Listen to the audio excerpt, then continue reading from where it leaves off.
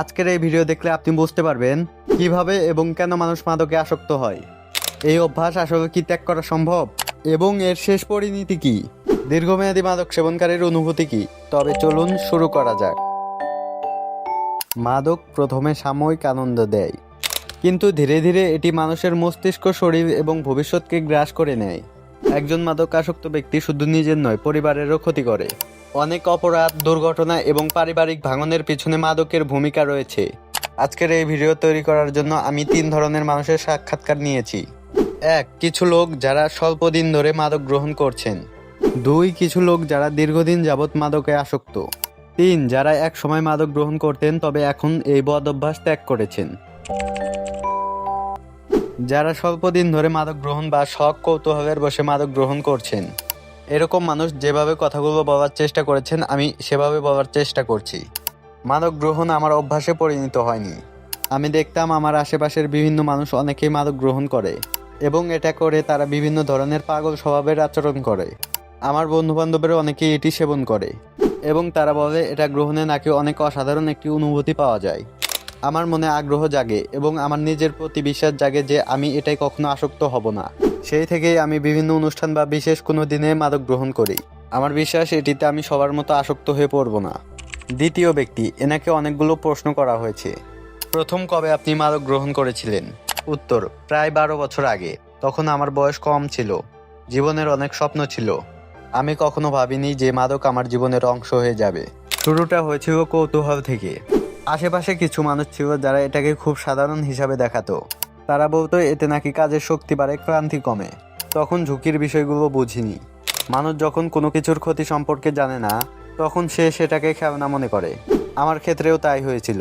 প্রশ্ন, কিভাবে শুরু হয়েছিল? উত্তর, আসক্তির শুরু সাধারণত খুব নাটকীয় হয় না। আমার ক্ষেত্রেও হয়নি। প্রথমে মনে হয়েছিল এটা শুধু একবারের ব্যাপার, কিন্তু মানুষ যখন নিজের সীমা নিয়ে অতিরিক্ত আত্মবিশ্বাসী হয় তখনই সমস্যা শুরু হয়। আমি ভাবতাম আমি চাইলে যে কোনো সময় ছেড়ে দিতে পারবো। পরে বুঝেছি আসক্তির সবচেয়ে বড় ফাঁদ হলো এই আত্মপ্রবঞ্চনা। প্রশ্ন, প্রথম দিকে কেমন লাগতো? প্রথম দিকে ক্ষতি চোখে পড়ে না, এটাই সবচেয়ে বিপজ্জনক দিক। মানুষ ভাবে সব ঠিক আছে, কিন্তু ধীরে ধীরে নিজের আচরণ, সিদ্ধান্ত এবং সম্পর্ক বদলাতে শুরু করে। আমি তখনও বুঝিনি যে পরিবর্তন হচ্ছে। আসক্তি অনেক সময় চুপচাপ মানুষের জীবনকে বদলে দেয়। প্রশ্ন, কখন বুঝেছেন আপনি আসক্ত হয়ে পড়েছেন? উত্তর, একদিন হঠাৎ করে নয়, ধীরে ধীরে বুঝেছি। যখন দেখলাম আমি আগের মতো স্বাধীন সিদ্ধান্ত নিতে পারছি না, তখন উপলব্ধি হলো আসক্তি মানে শুধু কোনো পদার্থ ব্যবহার করা নয়। আসক্তি মানে নিজের স্বাধীনতাকে হারিয়ে ফেলা। যখন কোনো কিছু আপনার চিন্তা, সময় ও অগ্রাধিকার নিয়ন্ত্রণ করতে শুরু করে তখনই আপনি বুঝবেন আপনি ফাঁদে পড়েছেন। প্রশ্ন, পরিবার কিভাবে প্রভাবিত হয়েছে? উত্তর, সবচেয়ে বড় ক্ষতি পরিবারই সহ্য করে। একজন আসক্ত ব্যক্তি নিজের কষ্ট অনুভব করে, কিন্তু তার পরিবার প্রতিদিন সেই কষ্টের ছায়ায় বাঁচে। আমার পরিবার আমার জন্য উদ্বিগ্ন ছিল। তারা আমাকে সাহায্য করতে চেয়েছে, বুঝিয়েছে, রাগ করেছে, কেঁদেছে। কিন্তু সবচেয়ে কষ্টের বিষয় হলো তারা ধীরে ধীরে আমার উপর বিশ্বাস হারিয়েছে। বিশ্বাস একবার ভেঙে গেলে সেটা ফিরিয়ে আনা খুব কঠিন। প্রশ্ন, অর্থনৈতিক ক্ষতি কত হয়েছে? টাকার অঙ্ক বললে হয়তো মানুষ অবাক হবে, কিন্তু আসল ক্ষতি শুধু টাকা নয়। টাকা হারিয়ে আবার উপার্জন করা যায়, কিন্তু হারানো সময়, নষ্ট হওয়া সুযোগ, ভেঙে যাওয়া সম্পর্ক, এসব ফিরিয়ে আনা যায় না। আমি যদি সেই সময়গুলো নিজের উন্নতির জন্য ব্যবহার করতাম তাহলে হয়তো আজ সম্পূর্ণ অন্য জায়গায় থাকতাম। প্রশ্ন, জীবনের সবচেয়ে বড় আফসোস কি? উত্তর, আমার সবচেয়ে বড় আফসোস হলো আমি বুঝতে খুব দেরি করেছি। মানুষ যখন তরুণ থাকে তখন মনে করে সময় অনেক আছে, কিন্তু জীবন অপেক্ষা করে না। পেছনে তাকালে দেখি কত বছর চলে গেছে, কত স্বপ্ন অপূর্ণ রয়ে গেছে। আজ বুঝি সময় পৃথিবীর সবচেয়ে মূল্যবান সম্পদ। প্রশ্ন, এখন কি এই জীবন ছাড়তে চান? উত্তর, অবশ্যই চাই। কারণ বয়স বাড়ার সঙ্গে সঙ্গে মানুষ বুঝতে শেখে কোন জিনিস সত্যিকারের গুরুত্বপূর্ণ। এখন আমি বুঝি শান্তি আসে সুষ্ঠু সম্পর্ক থেকে, সম্মানজনক জীবন থেকে, পরিবারের সঙ্গে সময় কাটানো থেকে। মাদক কখনো স্থায়ী সমাধান দেয় না, বরং সমস্যাকে আরো জটিল করে তোলে। প্রশ্ন, মাদক আসক্তদের সমাজ কিভাবে দেখে? উত্তর, অনেক সময় সমাজ শুধু ভুলটাকে দেখে, মানুষটাকে দেখে না। অবশ্যই মানুষকে নিজের কাজের দায় নিতে হবে, কিন্তু একই সঙ্গে এটাও সত্য যে অনেক আসক্ত মানুষ সাহায্য চাইতে চায়, নতুন জীবন শুরু করতে চায়। যারা নিজেকে পরিবর্তন করতে চায় তাদের সুযোগ দেওয়া গুরুত্বপূর্ণ।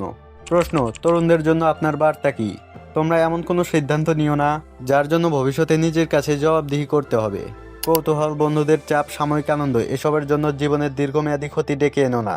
তোমাদের সামনে যে সময় আছে সেটাই তোমাদের সবচেয়ে বড় সম্পদ। প্রশ্ন, যদি আবার জীবন শুরু করার সুযোগ পেতেন? উত্তর, আমি হয়তো আরো বেশি বই পড়তাম, নতুন দক্ষতা শিখতাম, পরিবারকে সময় দিতাম, নিজের স্বপ্নের পেছনে ছুটতাম। কারণ এখন বুঝি মানুষকে ধ্বংস করে এমন সিদ্ধান্তর চেয়ে মানুষকে গড়ে তোলে এমন সিদ্ধান্ত অনেক বেশি মূল্যবান। তৃতীয় ব্যক্তি, যিনি দীর্ঘ 14 বছর মাদক গ্রহণ করেছে এবং সেই অবাধ চিরতরে ত্যাগ করেছে। অন্যান্য সকল খারাপ মানুষের মতো আমিও খুব বুদ্ধিমান ছিলাম বা মনে করতাম, যদিও এটা ভাবা আমার জীবনের শ্রেষ্ঠ ভুল ছিল। আমি বেশি কথা বলবো না, অল্প কিছু কথা বলি, মনোযোগ দিয়ে শুনবে।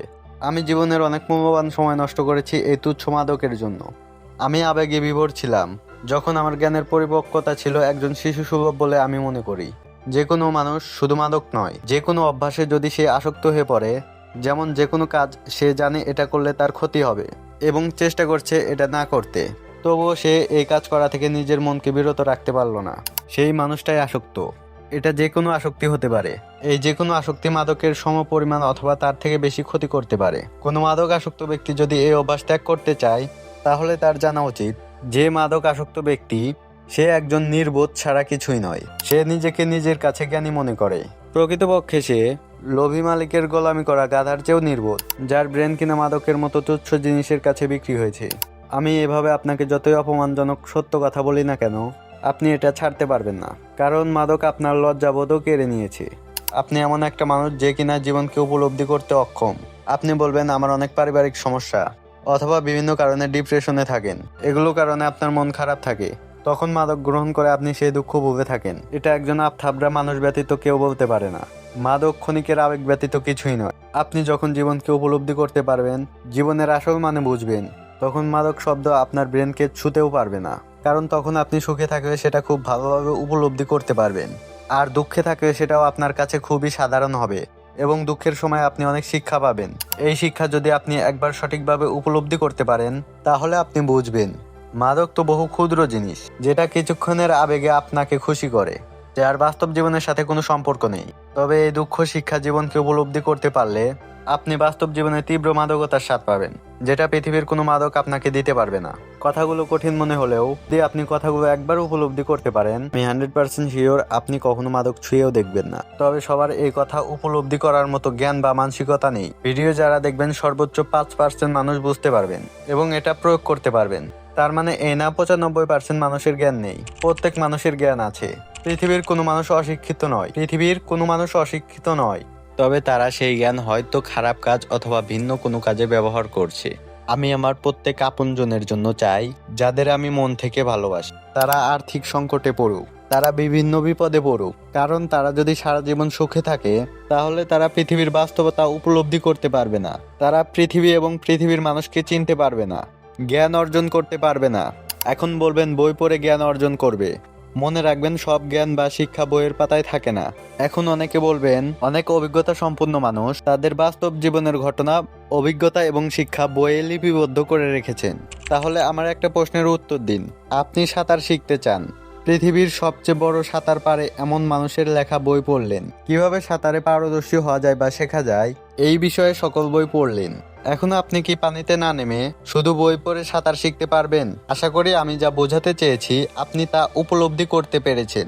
আপনি ইতিমধ্যেই বুঝে গেছেন জীবনে দুঃখ, কষ্ট, অনুভূতি থাকাটা কতটা গুরুত্বপূর্ণ। আপনি মাদক গ্রহণ করে এই অনুভূতির ব্যাঘাত ঘটাচ্ছেন, যার ফলে আপনি কখনো এই অনুভূতি বা বাস্তব মাদকতা উপলব্ধি করতে পারছেন না। আপনার দুঃখ আরও বাড়ছে, কিন্তু আপনি কিছু শিখতে পারছেন না। বেঁচে থাকার প্রকৃত অর্থ বুঝছেন না। শেষ কথাগুলো সবচেয়ে মূল্যবান এবং সবচেয়ে গভীর অর্থপূর্ণ। আপনাকে পৃথিবীতে পাঠানো হয়েছে সৃষ্টিকর্তার ইবাদত করার জন্য। আপনি সৃষ্টিকর্তার ইবাদত করুন এবং তার নিষেধ করা সকল কাজ থেকে বিরত থাকুন।